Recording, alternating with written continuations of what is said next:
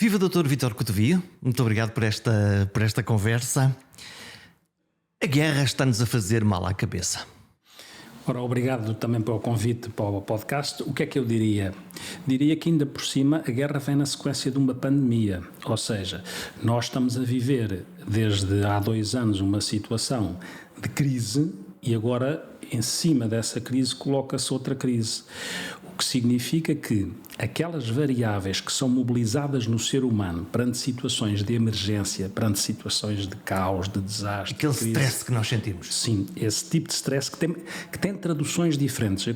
Eu costumo dizer 2 coisas. Uma é que, e já vou depois às consequências, uma é aquela que muitas vezes nós ouvimos dizer as pessoas de que estamos todos no mesmo barco.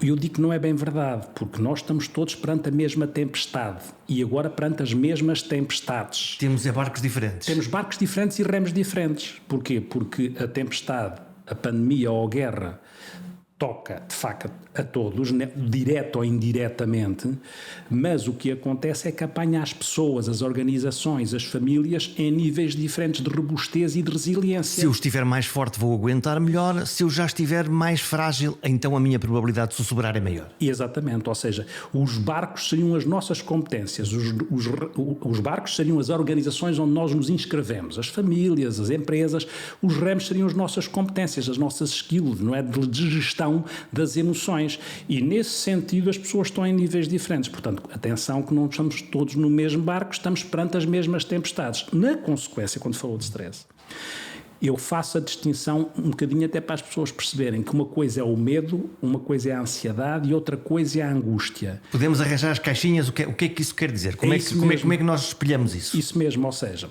o medo o que é? O medo é uma reação emocional e fisiológica perante uma ameaça iminente.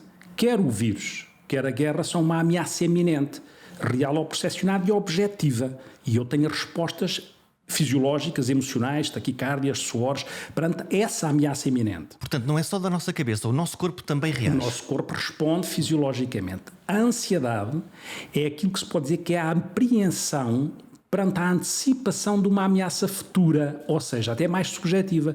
Será que eu vou sobreviver? Será que os meus vão sobreviver? Será que eu vou ter emprego? Será que estes preços agora que estão a acontecer me vão permitir a minha sustentabilidade e da minha família? Isto é a ansiedade, esta antecipação de uma ameaça futura. A angústia é uma coisa muito nuclear, vem de dentro de nós, do profundo do ser, e tem a ver com a perda de sentido, com aquilo que há algum vazio e a falta de propósito, que é perante uma pandemia com estas dimensões, perante aquilo que é uma guerra, questionar o sentido. Então, mas que sentido é que isto tem? Que propósito é que a minha vida tem? Qual é a projeção no futuro que eu ainda posso ter para mim, para os meus ascendentes, ou para os meus descendentes, para os meus filhos? E, portanto, este tripé, medo, ansiedade e angústia, invadem o ser humano e depende de cada um, obviamente, e depende da percepção que nós temos que ter, que somos seres comunitários e seres de relação. Repara o curioso. Falamos todos uns com os outros. Exatamente, ou seja, é isso há mesmo. Um contágio até desse momento psicológico. Para o bem e para o mal, porque nós temos neurónios espelho e, portanto, os neurónios espelho significam... Vamos a isso, o que é isso? Neurónios espelho são neurónios que replicam, quando eu estou a olhar para si e o vejo em sofrimento, a minha capacidade empática resulta de neurónios que eu tenho no meu cérebro que espelham esse sofrimento e eu respondo quase automaticamente. Quando o Jorge vê alguém a circular em sofrimento, de repente se olhar para si pode estar com cara de sofrimento, porque tem neurónios de espelho que retratam, replicam o que está a acontecer. Percebe? E, portanto, isso dá validade ao conceito não só psicológico, mas fisiológico do que é nós sermos seres de relação, seres comunitários. O Kant dizia que vivemos todos na superfície de um planeta esférico, portanto, por muito que a gente se afaste, se o planeta é esférico, vamos nos encontrar com outros. Não há forma de nos afastarmos, porque vivemos na superfície de um planeta esférico. E, portanto, nós, quando nos acontecem fenómenos, quando nós combinamos esta conversa, o pretexto era falar de comunicação e falar da pandemia. Subitamente veio a guerra e, portanto, tudo mudou. Mas na realidade o fenómeno é muito comum. Nós agora encontramos-nos e quase procuramos encontrar nos outros ignorantes iguais a nós caminhos? Como é que a gente se safa disto? O que é que está lá a acontecer? Como é que é os refugiados? Qual é o risco de uma guerra nuclear? Todas estas coisas não são uma coisa da minha cabeça ou da cabeça do Vítor, estão em todas as cabeças? São da mente comunitária. Não Há uma mente comunitária. É como se houvesse, não é? Porquê? Porque, no fundo, perante situações de ameaça, repare, o ser humano teve uma coisa, não é? Desenvolveu-se muito técnica e cientificamente e, portanto, teve um bocadinho a presunção que controlava tudo. Quando aparece um vírus ou aparece uma guerra que não se controla, reenvia o ser humano para a sua humildade e ativa aquilo que o ser humano tem de essência, que é ser de relação. Porque, repare, nós vivemos numa era tecnológica, uma era digital e virtual, parecia que estávamos todos muito frios uns em relação aos outros, de repente aparece uma guerra e estamos a assistir um espírito solidário e um espírito de disponibilidade e de compaixão de uns em relação aos outros, que diz que o ser humano naturalmente tem isto, só que o ser humano não estava tão preparado como há centenas de anos atrás estava para lidar com o imprevisível, porque sofisticou técnica e cientificamente. E achávamos que já tínhamos arquivado esse capítulo. Tudo controlado. O Miyakoto diz uma coisa no livro no livro da Caçador de Elefantes Invisíveis, diz uma coisa giríssima a propósito da pandemia, naquelas frases que ele tem espetaculares de prosa poética. Diz que o invencível foi derrubado pelo invisível. Quando fala da pandemia, o invencível foi derrubado pelo invisível. De facto, porque na prática esta sofisticação do ser humano, apesar de tudo, apetrechou técnica e cientificamente de uma forma espetacular. Veja como é que aparecem as vacinas, mas naquilo que é lidar com o imprevisível, o não controlável, repare, eu costumo dizer que o pai da ansiedade é a perda de controle. A mãe da ansiedade é a incerteza. O que é que nós estamos a viver? Perda de controle e incerteza. Temos o pai e a mãe da ansiedade no terreno e a guerra a alimentar, porque há perda de controle e incerteza. Ou seja, estamos constantemente sujeitos a esta dinâmica. E como é que nós conseguimos controlar isso ou sobreviver a isso? Vamos ver, como eu dizia antes, há pessoas em registros diferentes, que têm os tais remos diferentes. E, portanto, nós temos, de alguma forma, todos nós, a obrigação de tentar ver se conseguimos dar remos mais robustos, mais musculados às pessoas que os tenham mais atrofiados. Neste sentido, primeiro, quando o ser humano percebe que, afinal, estamos agora a falar da guerra, há uma dialética, às vezes de mal e de bem, do mal e do bem, percebe que de um lado há o desespero de uma coisa que bizarra. É uma lógica binária? Aqui o ser humano não tem lógicas binárias, porque há sempre o caminho do meio, não é? Mas aqui no impactante é muito importante perceber que uma coisa muito bizarra no extremo do mal consegue ter um contraponto no extremo do bem no sentido de as pessoas quando chegam, refugiados, como é que são recebidos, como é que são envolvidos, como é que são acarinhados. Isto é reconfortante. Não resolve tudo, atenção, porque tem que ser as coisas planeadas, mas é reconfortante. E, portanto, esse é a primeira base, o primeiro pilar para dizer às pessoas que estamos cá uns para os outros, mas depois há muitas coisas a fazer de ordem operacional e de ordem emocional. Portanto, nós podemos canalizar uma emoção que é má, de ansiedade, das bombas que caem, das pessoas que morrem, para ajudar o nosso próximo e com isso sentirmos mais humanos? Sem dúvida. Sem dúvida, até porque, repare, há um historiador que cruzou as guerras, o Arnold Toynbee, chama-se assim, que falava de uma coisa que era a teoria dos desafios e das respostas, em que dizia, quanto maior o desafio, maior as respostas. Maior a resposta. O ser humano tem essa particularidade que é em situação de crise, a ansiedade que tem e a angústia que tem, ao mesmo tempo também o ser humano é ser à procura de sentido. E, portanto, de alguma maneira, o que é que eu quero dizer com isto? É como se as situações de emergência, e está estudado, as situações de emergência canalizam, aumentam duas coisas, o espírito comunitário e solidário e uma identidade comum. Ou seja, a identidade é a forma como eu me reconheço e dou a conhecer aos outros. Quem eu sou, o que me define, mas há uma identidade comum que é mobilizada pelo sentimento de ameaça. É um potenciar, é um multiplicador? É um multiplicador quase, pode ser exponencial e que nós devemos explorar, não é? E essa identidade comum é fundamental porque, no fundo, nós retratamos naquilo que podia estar a acontecer, quanto mais próximo de nós, mais nós sentimos que podia ser connosco, porque o ser humano também tem isso, relativiza muito e vulgariza muito o que está longe. não é? Quando se aproxima, repare, nós quando se aproxima tem este impacto. Se é na Europa fica mais próximo. Muito mais próximo. Muito mais próximo e, portanto, mais mobilizável. E depois tem uma característica, quando eu digo que o ser humano é ser à procura de sentido, eu digo que em situação de emergência nós ativamos um propósito que pode ser imanente e um propósito transcendente. O propósito imanente é o mais físico, o mais de ajuda direta, o mais solidário de forma direta. E o propósito transcendente é a superação. As pessoas superam-se, transcendem-se. Como se, e repare, quando vem... É um fenómeno como nas equipas desportivas, por exemplo, em que vemos que às vezes lembro-me sempre de Portugal na final do Europeu de Futebol, em que Ronaldo se lesiona e depois sobram 11 normais. Isso, ou seja, exatamente, é um bom exemplo de como uma coisa não boa, uma coisa má, tem um efeito catalisador sobre a superação, sobre a transcendência, sobre eu faço por ele e faço por nós e fazemos todos em conjunto pela sociedade e pela comunidade. Lá está o multiplicador. Lá está o multiplicador. Depois há um risco, não é? Que às vezes isso passa rápido. Ou seja, faz-se aquela pergunta direta às vezes. Então mas isto agora as pessoas aprendem com isto, o ser humano aprende com isto e vai ficar diferente. Quer dizer, o ser humano, em termos técnicos e científicos, fica diferente porque evolui muito, não é? Para o mal e para o bem, encontra vacinas para o bem, encontra novas armas eventualmente para o mal, mas em termos ético-morais o ser humano passa-lhe depressa às vezes. Memória curta. Memória curta. O desenvolvimento ético-moral às vezes fica circunscrito à altura de crise. Porquê? Porque é a altura em que a pessoa se projeta no que está a acontecer e também se sente ameaçado de forma direta. Agora vamos a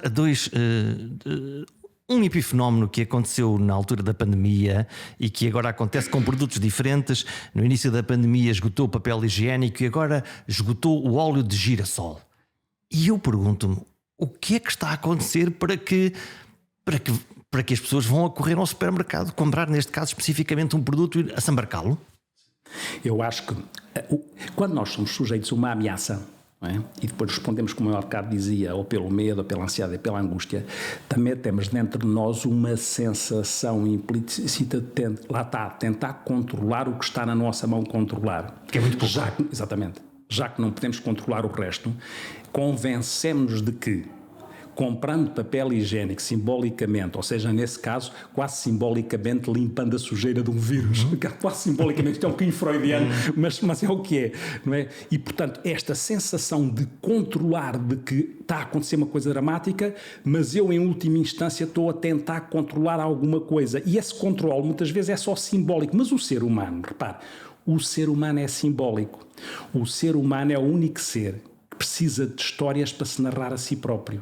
Por isso é que eu, na pandemia, dizia que não bastavam as contas, eram precisos os contos, que era os números terem história lá dentro. Senão são vazios. Se não para o ser humano são vazios. Precisamos de ter caras, precisamos de ter histórias. Precisamos de ter caras. Repara o que diz o Zelensky numa coisa que a Dulce Maria Cardoso chamou de verso poético numa crónica na Visão.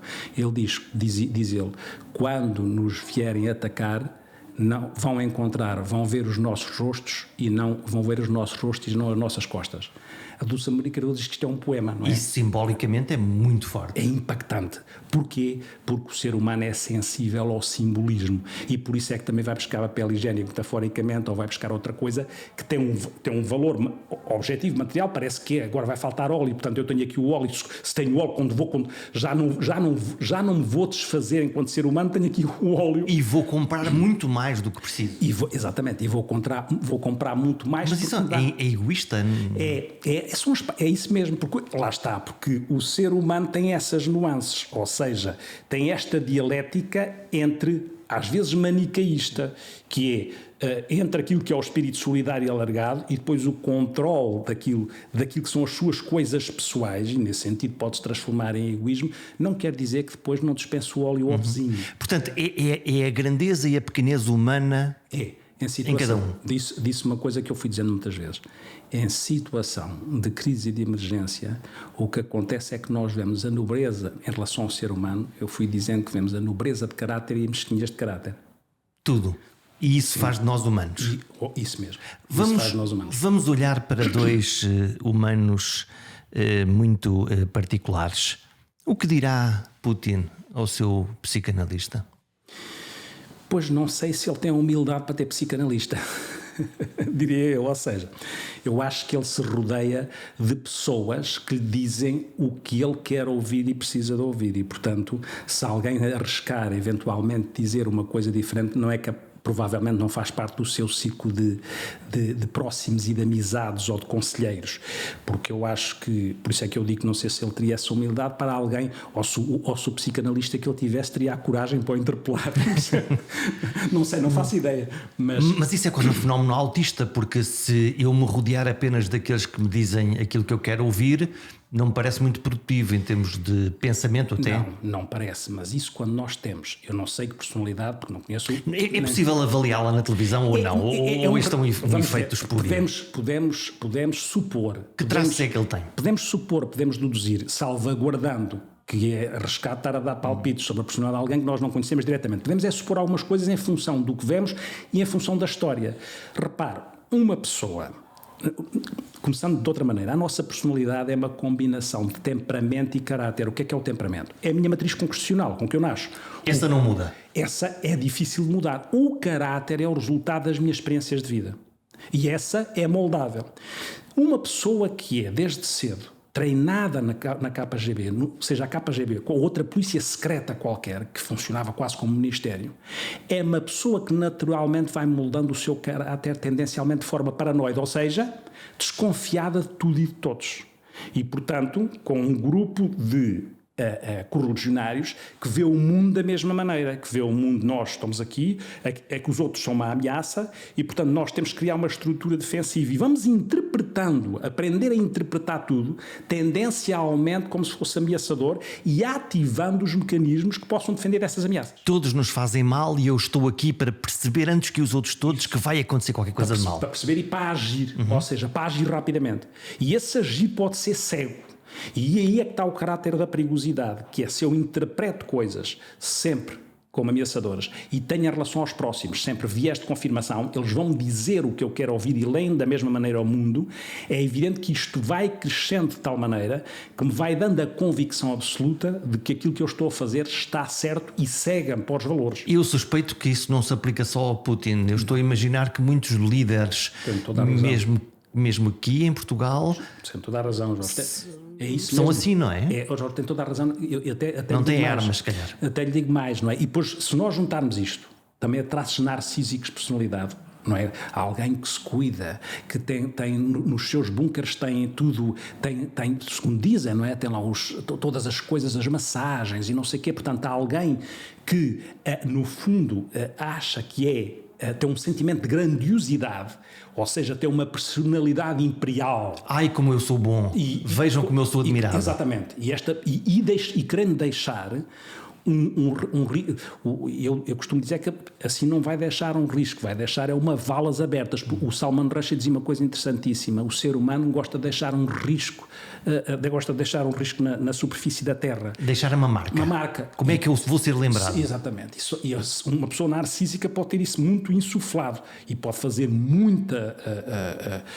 coisas horríveis, como nós vamos vendo a fazer, à custa desta combinação entre um registro mais paranoide e um registro mais narcísico. Não sei se é assim ou não, é uma leitura possível. Quando falou da possibilidade dos líderes ser assim, é curioso que o tenha dito, porque há estudos que dizem que a perpetuação do poder, se não houver cuidado, vai fazendo aquilo que se chama o síndrome de hubris. O que é o síndrome de hubris? O síndrome de hubris é do grego, é a presunção, é a arrogância que o poder dá às pessoas, no sentido de elas acharem que são o máximo, o que estão a fazer é grandioso, controlam tudo, só podem ser rodeados de pessoas que confirmem que aquilo que eles estão a fazer é o correto. Este síndrome de hubris é este exercício messiânico do poder. É isto que é o síndrome de hubris. Tem uma tradução num mito que é interessante, que é um mito de Ícaro e Dédalo,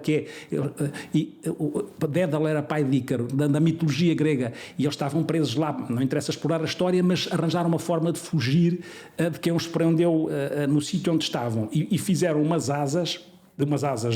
O Dédalo era um artesão, fez umas asas com penas de gaivota e com cera de abelha colaram as asas e depois fugiram voando. Só que Ícaro não, o Ícaro com o desejo de querer elevar-se, o pai avisou, não te aproximes do sol. Ele aproximou-se do sol e a coisa correu mal, porque derreteu a cera. Portanto, esta presunção e este narcisismo faz este síndrome de úbris no exercício messiânico do poder que acontece a muitos líderes. A mania das grandezas. A mania das grandezas, sim. Como é que se para isso? Não é fácil. Não é fácil porque é evidente que é mais fácil trabalhar isso quando alguém no princípio das coisas vai sinalizando atenção, no princípio em que a pessoa está a exercer um cargo de poder dessa maneira, mais autocrática. Ter um influenciador. Ter alguém que consiga contrapor à cegueira aquilo que é a visão que os valores ainda dão, não é? Os princípios ainda dão. E se não houver isso, e se o barco já está em andamento, é difícil parar, porque depois a pessoa, por uma razão orgulhosa, que é outro risco que acontecerá com esta guerra, o orgulho narcísico faz com que eu não consiga, ou não possa, ou não queira voltar para trás. Uma cegueira. Uma cegueira. O que significa que, provavelmente, a solução, já que estamos a falar da guerra, tem que ser encontrar um caminho em que o orgulhoso com o síndrome de Ubris se sinta realizado e que conseguiu aquilo que aparentemente queria? Aí é que está a diplomacia, que nós não sabemos como é que ela vai ser posta em prática. Como é que se consegue, perante estas pessoas, dar alguma coisa que elas não interpretem como atingir a ferida narcísica, provocar uma ferida narcísica, de maneira a poderem fazer algum tipo de cedência. Quando as coisas escalam de tal maneira... Ao despeito. É muito diferente. E há uma coisa complicada, percebe? É assim, se pensarmos, bem, nós temos muitos sentimentos, mas todos eles vão e vêm. Eu tenho tristeza hoje, amanhã posso não ter. Tenho alegria hoje, amanhã posso não ter. Agora, em guerra, em situação dramática, há uma coisa que se chama ressentimento. O ressentimento é dos sentimentos mais intensos e mais duradouros. E pode ficar lá uma geração. Fica para os dois lados. Ou seja, se neste momento a guerra, quando acabar um dia destes materialmente, não vai acabar nas próximas gerações. Há uma ferida aberta. Sim, com certeza, porque repare, quando as pessoas são atingidas na sua dignidade e na sua identidade, e repare, a minha dignidade e a minha identidade têm a ver também com o meu lugar, com a minha nação. Hei de me lembrar disto até morrer. Mesmo que eu não queira, está lá. Porquê? E passa depois mesmo nas gerações. Para geração. A questão que se põe é essa, que é o ressentimento é um sentimento que perdura. E quem se sentiu atingido na sua dignidade e na falta de reconhecimento fica em ressentimento. E o ressentimento também ele pode secar. Isso gerará vingança, gerará tensão, no fundo, o prolongar do ódio? Isso, muitas vezes, cria isso. Gera o prolongar do ódio. E, portanto, há aqui depois um trabalho, em alguma altura, que é um trabalho geracional, que é como é que, claro que não é igual para todas as pessoas, mas reparo, o que se vê, ontem reparava na televisão, estava uma criancinha, a gente vê histórias espetaculares porque o ser humano supera-se, não é? Havia aqui um miúdo de 11 anos que atravessou sozinha a fronteira. E ontem estava uma criança aí com 7 ou 8 anos, estava com um quispo que tinha as cores de um camuflado, e estava com o dedo apontado a fazer simbólico. Era o que ele estava a fazer ao lado, eventualmente, da família. Era um refugiado, era isto que ele estava a fazer. Estava a programar-se mentalmente. Sim, este gesto que está aqui, obviamente, está alimentado para aquilo que ele vê, e depois pode perdurar naquilo que é: estes foram os que fizeram mal aos meus avós, aos meus pais. O que é que, consciente ou inconscientemente, eu vou fazer no futuro? Como é que para eu vou resgatar o meu povo, através de qual é o meu papel, não é? E se isto for para o lado do ódio, é evidente que temos aqui uma coisa em círculo vicioso, não é? Vamos para o outro lado da história. Zelensky tem outro tipo de matriz e de personalidade e de ação, de maneira de fazer. Tem. Este pode ter psicanalista? Este pode ter psicanalista neste sentido, que é, até porque, repare, este tem psicanalista à partida, porque é um homem que estava habituado a público e a ser ouvido. Ou seja, a questão que se põe é que o Zelensky, como sabemos, era humorista, era produtor, criou uma série que, curiosamente, tinha tinha o nome do partido que criou, Servos do Povo, ou Servo do Povo, o que revela, não é? O que revela uma personalidade que, para já, tem uma coisa que é evidente que levado ao extremo, podia ser uma personalidade mais com coisas mais teóricas, mais plástica, mais teatrais, eventualmente. Mas como alguém dizia um dia destes, neste momento em guerra isso não tem importância nenhuma. O que tem importância é a capacidade que ele tem de saber utilizar uma coisa que nós aqui estamos a utilizar, que é a palavra. Ou seja, a palavra, quem tem treino, ele utiliza a comunicação social e utiliza, repare, e a comunicação não verbal. Não é por acaso que ele está vestido com uma camisola daquelas que é de material verde da tropa. Verde da tropa. Não é por acaso que ele se faz filmar nas ruas de Kiev com os seus seguidores. Com certeza, obviamente, não é por acaso. Tudo é mensagem. Ontem apareceu nos hospitais junto dos feridos. Sim, tudo é mensagem. Só que ele, de facto, até porque já tinha treino, sabe fazer isso. E, portanto, utiliza isso, espero, para uma boa causa, no sentido de mobilizar o que é positivamente mobilizável, mas é alguém que tem sabe qual é a importância da palavra e sabe que a palavra pode ser inspiradora.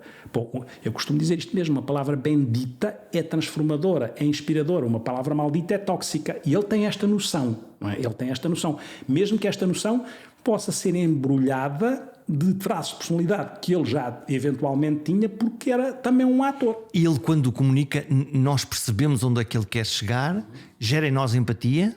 Sim. E esse treino de comediante, de receber sempre a toda a hora o feedback do público, a resposta do público, se o público ri ou não ri, se aplaude ou não aplaude, é algo que o torna atento aos sinais. Torna porque treinou-se a ajustar, ou seja, treinou-se a ajustar a comunicação em função do interlocutor. O Putin não está preocupado com o interlocutor, está centrado nele, não é? E, portanto, ele e o seu espelho. Exatamente. Ele e o seu espelho. Ele e o seu espelho, é isso mesmo que está a dizer. E, portanto, e mesmo os outros têm que ser espelho para ele, não é? Enquanto aqui... Quando Putin se reúne na mesa grande e lá no fundo estão os outros dele, na realidade o que ele está é ver-se a si próprio nos olhos dos outros? Sim, até porque, repare, nesse sentido ele nem arrisca ter um espelho que o interpele, porque nesse caso eles estão tão afastados que eles estão lá para dizer amém àquilo que... É uma miragem. Sim, é uma miragem e é como se fosse... Quando alguém está muito longe de nós e nós falamos, o que nós ouvimos é o nosso eco. Está tão longe. Portanto, se eu disser vamos fazer assim, o que eu ouço é vamos fazer assim. Porque estão tão longe de mim, quem me diz coisas que façam sentido são pessoas que estão próximas de mim, não é? E quando eu digo próximas, pode ser fisicamente ou próximas emocionalmente. Senão, o que eu ouço é o meu eco. E quem der um eco diferente arrisca-se. Aqui o Zelensky não, porque o Zelensky estava treinado a ter um eco dos outros e a aprender a ajustar aquilo que tem a dizer em função da ressonância que os outros lhe devolvem. Até porque o espetáculo tem que continuar. Sim. Mas este homem tem medo, como todos nós, ou isso é intrínseco? Isso é intrínseco ao ser humano, mas lá está. Qual é a caixinha das baterias que ele tem onde vai buscar? É na causa e no propósito. Essa coragem? Na causa e no propósito. É assim, o ser humano tem esta coisa. Não estou a dizer que todos têm da mesma maneira, mas o ser humano é ser que é mobilizado por causas. E quando alguém fica apanhado por uma causa, a sua capacidade de superar e transcender é muito grande. Nós fazemos isso, se nós pensarmos em nós tivemos um filho em aflição, temos uma causa e transcendemos-nos. Neste momento, o filho do Zelensky são estes filhos todos e uma nação.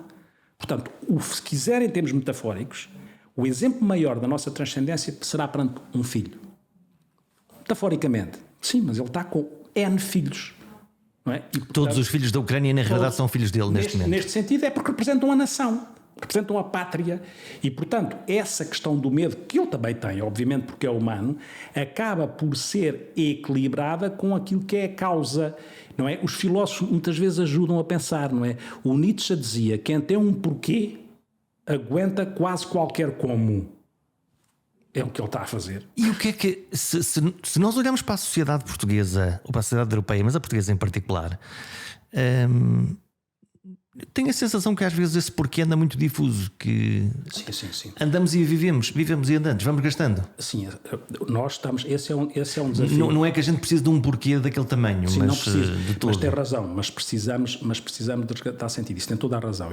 Repare, A guerra e a pandemia recentraram algumas coisas. Vamos ver depois quanto tempo dura, mas recentraram algumas coisas. Porque se nós olharmos, nós vivemos esta sociedade da pós-modernidade, seguido mais de 68, e a sociedade das tecnológicas, com toda a importância que as coisas tecnológicas têm. Nós estávamos aqui a falar da importância dos equipamentos aqui, como eles... Gravar numa caixinha, falar num microfone. E como é que isso acrescentou, não é? Sim. Como é que isso acrescentou. É verdade tudo isso. Mas podemos estar a falar com pessoas. Isso mesmo, sem dúvida. E na pandemia estávamos afastados fisicamente, mas com a possibilidade de ter um iPad, um telemóvel a falar com os nossos pais. E, portanto, isso são as mais-valias. Mas essas mais-valias não devem comprometer aquilo que é, para mim, o ser humano, por muito digital que seja, não pode deixar de ser analógico. Precisamos nos abraçar. Isso. Não pode deixar de ser analógico. Precisa dessa presença física, precisa da comunicação não verbal, precisa de ver o olhar, precisa de ver as expressões, porque é assim que se treina na qualidade da relação. E é evidente que a sociedade... o que eu digo foi uma sociedade que foi se transformando numa sociedade 5V com um sexto V que sobra. O que é que eu quero dizer com 5V? O 5V que é 5 volts? Sim, não é. Podia ser. 5V é uma sociedade com muito volume de informação, muita velocidade que não dá tempo a nós elaborarmos, muita volatilidade, tudo muta, muita voracidade, consumo constante. Não é? Já estou cansado. Exatamente, é isso mesmo. E depois isso dá um vazio, que é o outro V. Isso pode dar um vazio, porque e vacuidade também. Repare que há uma vacuidade. Toda a gente, não era eu que dizia, o Schopenhauer dizia, toda a gente quer opinar, mas poucos querem pensar. E nós ficamos numa sociedade em que toda a gente opina, sabe de tudo, mas pensar e elaborar emocionalmente parece que não temos tempo, não é? E, portanto, esta sociedade foi uma sociedade que nós também fomos vendo acontecer. E agora estas catástrofes, estas crises, recentraram um bocadinho o ser humano e colocaram o ser humano naquilo que é a essência do seu funcionamento, que é ter as mesmas angústias, ter as mesmas necessidades. Todos nós temos necessidades psicológicas básicas, de segurança, de pertença. A pertença, a nós pertencermos a alguma coisa é fundamental para a nossa construção enquanto ser humanos. E, portanto, este sentimento de pertença, que também é mobilizado pela guerra, é uma necessidade estudada, que é o ser humano precisa de sentir que faz parte, que pertença. Portanto, nós temos as mesmas necessidades. Também sou eu, no fundo é isto. Sim, também sou eu ou posso ser eu, não é? E, portanto, eu pertenço, eu preciso pertencer. Essa é a sociedade com 5V. Ou 5C. 5 vezes, aquela do volume, da velocidade. Esta nova digital acrescenta o quê? Não, o que eu estava a dizer é que a sociedade digital tinha isto. Tinha estes Vs todos. A velocidade, o volume, a voracidade, a volatilidade. Era essa a sociedade. E como é que sobrevivemos a isto? Temos um desafio enorme. Porque quando paramos, parece que ficamos vazios. Exatamente, que é o sexto V. É o vazio que resulta dos outros Vs todos, do volume, da velocidade, da volatilidade, da vacuidade e da voracidade. Então como é que recuperamos? Como é que nos recentramos? Há um desafio muito importante que é semear para colher também, porque nós quando somos educadores, temos a responsabilidade como pais, como professores, o que for, como líderes, não é? De tentar, tanto quanto possível, não nos esquecermos que, apesar desta aceleração toda, apesar da informação toda, ela não nos dá propriamente sabedoria. E a sabedoria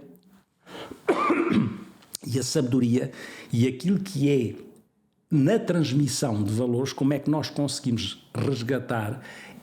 Apesar desta aceleração, nós só conseguimos contrapor em relação a esta sociedade dos tais Vs, só conseguimos contrapor com os valores, com o outro V, com os valores e com os princípios.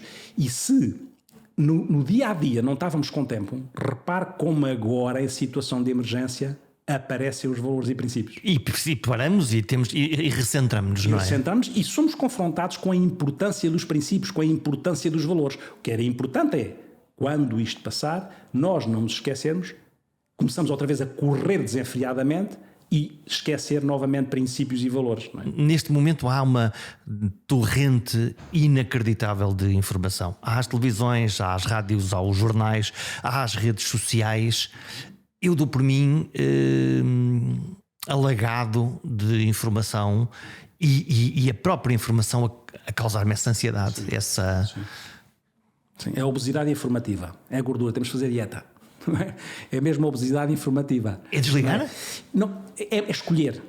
Ou seja, nós já estamos... Mas eu não consigo desligar.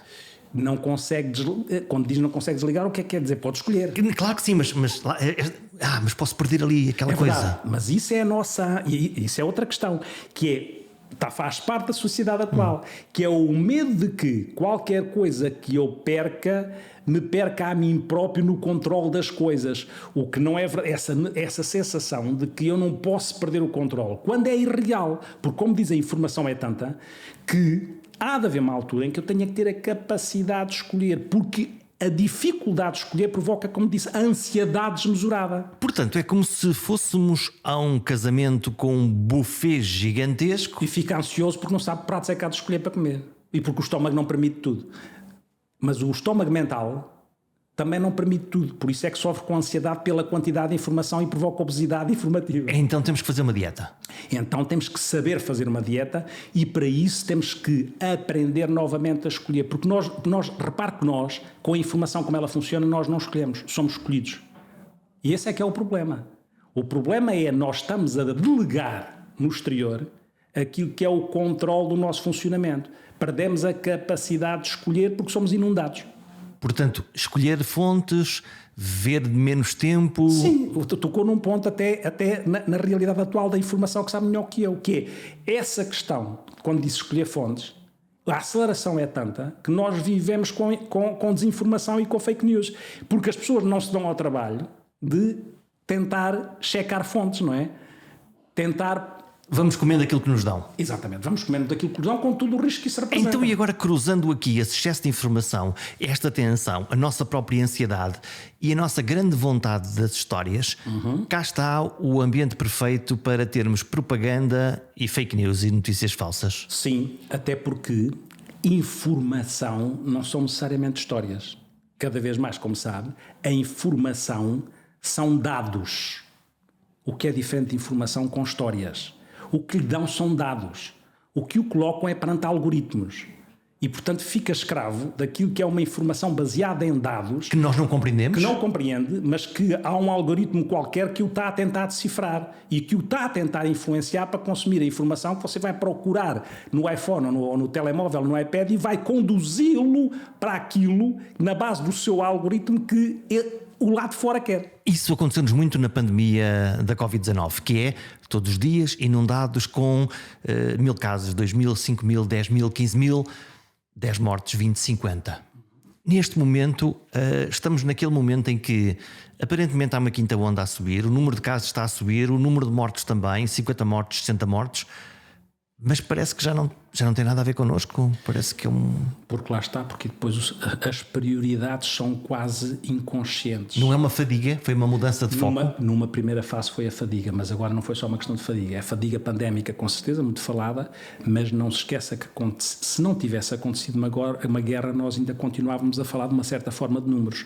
E, portanto, aqui a hierarquia lá está o algoritmo, não é? Sim, e a hierarquia da aflição faz duas coisas. Faz com que nós estejamos mais suscetíveis ao impacto da guerra, porque se impôs à pandemia para muitas das pessoas, e o próprio algoritmo, a informação também vai estar a detectar que o espectador vai estar mais sensível a isso e é isso que lhe vai dar.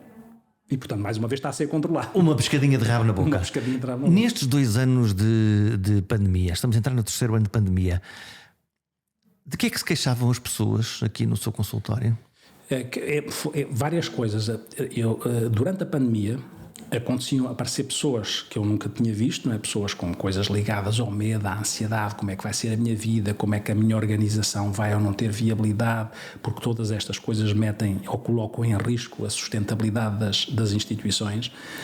Como é que eu vou lidar com o facto de ter pais idosos, mas também tenho filhos pequenos, como é que eu vou tomar conta disto e a aflição que isto representa? A geração sanduíche. Sim, exatamente. Sim, para quem está no meio, tinha tinha a responsabilidade dos ascendentes e a inquietação também com os descendentes, não é?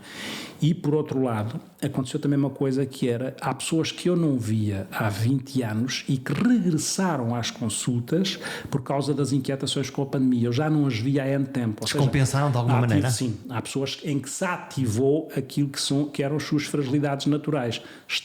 Notei muito durante a pandemia, que estavam mais protegidas, as pessoas que, estando ou não estando em teletrabalho, conseguiam manter um cotidiano que não era desorganizativo, ou seja, as pessoas que apesar de estarem em casa se tentavam levantar a horas, não andavam só de pijama, faziam exercício, nem que fosse, descobriram muitas delas o YouTube para fazer exercício, faziam as suas meditações, faziam os seus passeios quando podiam, e estas pessoas que não desorganizaram, que não se desorganizaram nos seus ritmos, estavam mais musculadas em relação às suas variáveis de resiliência. A maioria de nós, no entanto, deixou cair algumas coisinhas, não é? Sim.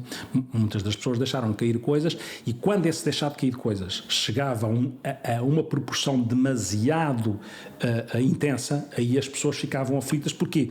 Porque perdiam os seus referenciais. Nós precisamos ter referências, não é? E aí essas referências faziam com que as pessoas ficassem mais angustiadas, mais ansiosas, mais inquietas. Quando foi o confinamento, aquela ideia de que o sábado era igual à terça, o domingo era igual à quarta, quer dizer, perdidos no calendário? Sim, perdidos no calendário e depois a tentar conciliar as famílias, a tentar conciliar o tomar conta de filhos, por exemplo, e estar a trabalhar em casa. Isso é um stress tremendo para as famílias. Tremendo. Eu dou-lhe exemplos. Lá estão as histórias e a importância das histórias. Eu fiquei com muitas histórias das pessoas. Uma das histórias era muito interessante, que é muito simples, em que a pessoa dizia assim, sabe, eu tenho uma casa pequena e quando saía do trabalho, o que eu me sabia melhor era chegar ao meu sofá e relaxar.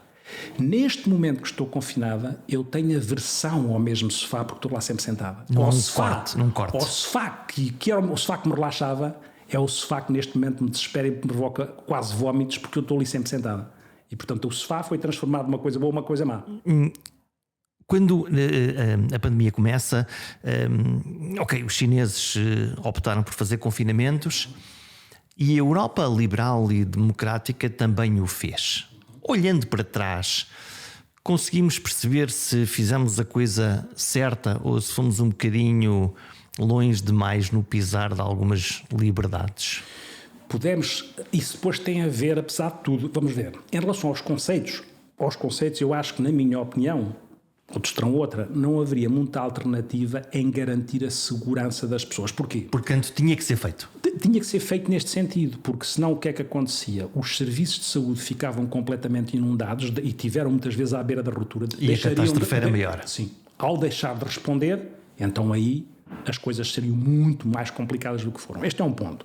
O outro ponto é como é que alguns governos, de uma forma mais utilitária, puderam utilizar a ideia de segurança ali ao que lá, eventualmente de uma forma mais manipulatória. Aproveitaram a coisa. Sim, porquê? Porque no fundo nós vivemos também numa sociedade, e isto é complicado, nós vivemos numa sociedade de marketing existencial. O que é que eu quero dizer com isto? Muitas vezes transformamos os valores em valores de mercado.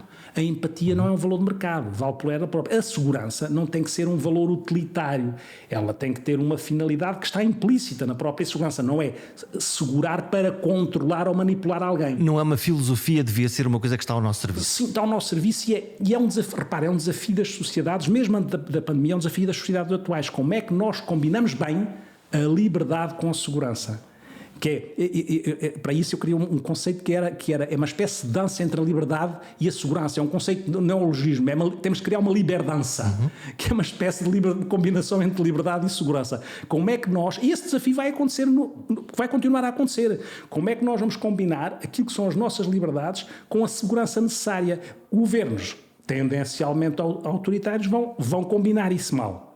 E vão aproveitar isso como um pretexto. Claro, e podem aproveitar como um pretexto. Mas se olharmos para Portugal, o que é que nós fizemos aos nossos velhos? Dissemos-lhe fiquem em casa ou fiquem no lar e não saiam, e continuamos a dizer isso e o tempo deles esgota-se. Só que aí há uma coisa que nós nos esquecemos. Ou seja, na minha opinião, eu às vezes vou citando outras pessoas porque gosto de ir lendo e, portanto, às vezes há coisas que me fazem muito sentido e ilustram. O que é que acontece? Há uma coisa que é, para além do desenvolvimento técnico ou científico e das justificações científicas para fazer as coisas de determinada maneira, elas não podem ser cegas. Ou seja, O que é que eu quero dizer com isto? De facto, há justificações científicas para proteger as pessoas e para proteger aquela pessoa, e aquela tem que proteger os outros, não é? Porque se de alguma forma alguém visita um lar de uma forma descuidada, pode infectar os outros velhinhos todos.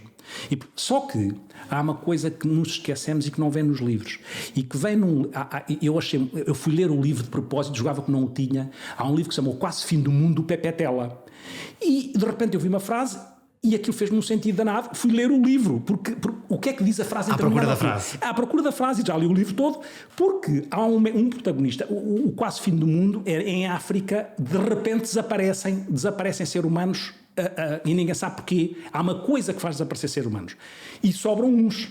E são esses protagonistas que vão criando a história. Um deles é médico, que é o Simbocolo. E em determinada altura está-se a discutir, mas agora como é que é para a gente decidir o que é que vai fazer a propósito, por exemplo, dos bens que ainda existem, mas vamos criar aqui critérios. E às tantas, o Simbocolo diz, para responder ao que estou a dizer, diz: eu acho que a única regra necessária é o bom senso. O que acontece é que nós precisamos de bom senso para tomar também decisões. E às vezes, para além da justificação científica, se lhe esquecemos do bom senso em algumas alturas e da sensatez, que é ali, se calhar, o velhinho pode ser visto porque pode morrer, como alguém dizia no meu consultório no outro dia. O meu pai morreu no hospital de solidão. Tinha uma doença, mas eu acho que ele morreu de solidão, porque não me deixaram ir vê-lo. O que é terrível. O que é terrível. E foi assim que o senhor disse: ele morreu de solidão. Porque eu acho que a forma como ele... E, portanto, aqui, para além da fundamentação científica das coisas, a sensatez e o bom senso deveriam existir. Do outro lado, os miúdos, Sim. particularmente os jovens, Sim. precisam de namorar, precisam de rituais de passagem, Tal. E subitamente disseram-lhes também: desculpa, mas não vais. Sim. E esse é outro aspecto importante, o que fez com que, em alguma altura, naturalmente, quando há um desconfinamento, há quase a necessidade de um desconfinamento mental, em que depois calibrar os jovens precisam disso. E precisam disso para crescer. Precisam dos pares.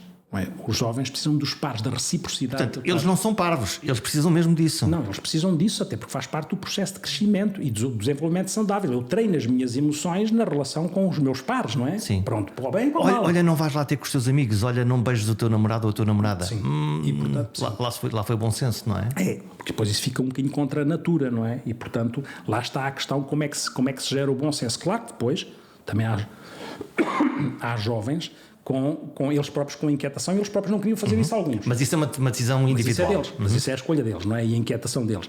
É claro que aí, em relação aos jovens, teve essa particular, porque o jovem precisa, para o seu desenvolvimento, o que disse dos rituais de passagem. Há pessoas que estavam a acabar a faculdade, não tiveram a oportunidade de fazer aquelas festas que se fazem, há pessoas que entraram e ficaram só com o ensino à distância. Pronto, tudo isso aconteceu. Eu quero acreditar nisto, quer dizer, os jovens são tão plásticos que eu espero que tenham essa capacidade de recuperar. E vão-se reinventar e inventar outra forma de ritual. Às vezes tenho mais inquietação, se quiser, até com os mais pequeninos, que ainda não têm ferramentas e cresceram sem, por exemplo, só com máscaras, sem aprender o que é que significa um olhar autêntico, um olhar cínico, com um sorriso normal, aprender isto. O que é crítico em determinadas idades. O que pode ser crítico daquilo que é a construção da personalidade e a percepção do que é que as coisas querem dizer, como é que eu lido com as minhas emoções. Vamos ver o que é que isso vai dar mais tarde, porque há aí uma inquietação. Estamos a fechar esta nossa conversa, o tempo corre.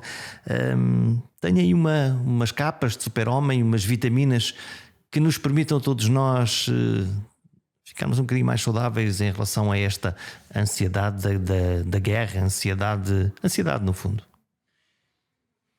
É evidente que nós somos invadidos por uma coisa que é muito impactante, mas ao sermos invadidos por uma coisa muito impactante, não nos podemos esquecer que nem todas as pessoas têm isso, mas quando eu dizia que o ser humano é ser de relação, significa que dentro dos meus espaços familiares, organizacionais, e isso é um desafio muito grande, escolares, académicos, volta a uma coisa que disse há bocado, quem é educador, seja ou líder, em que contexto for, tenha, na minha opinião, a obrigação neste momento estar atento, disponível e fazer exercícios éticos e empáticos da sua forma de estar com os outros. Éticos e empáticos na sua forma de estar com os outros. Para que perante a inquietação e a angústia, claro que quem é líder, ou o pai ou o professor, também tem as mesmas angústias, mas o facto de ter as mesmas angústias não demite a responsabilidade de tentar colocar-se de uma forma em que possa ser um elemento de equilíbrio, apaziguador, capacidade de escutar, ser uma capacidade almofada. de ouvir o outro, ser almofada, ser filtro, se quiser, ser filtro e almofada, para utilizar a sua expressão e juntar esta. Ser um filtro e almofada e, no fundo, não perder uma coisa que parece prosaica, que as pessoas não percam a capacidade, não desistam, como se não desistam de cá. Não é só a questão de procurar um sentido, como se fosse uma coisa de guru, não. É dar um bocadinho de sentido às coisas que se vão fazendo, de maneira a não perder no seu cotidiano as coisas saudáveis. Não perder porque vão correr lá fora, não perder porque vão sair com o cão, não perder porque estão a ver uma série, apesar da guerra, com o seu namorado, com o seu filho.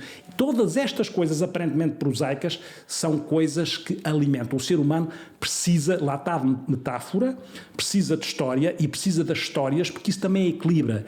E, portanto, esta noção de ir bebendo daquilo que não é só a coisa prosaica, mas o simbolismo da coisa, o simbolismo também é estruturante ou pode ser estruturante através das coisas que as pessoas fazem que não devem deixar de fazer.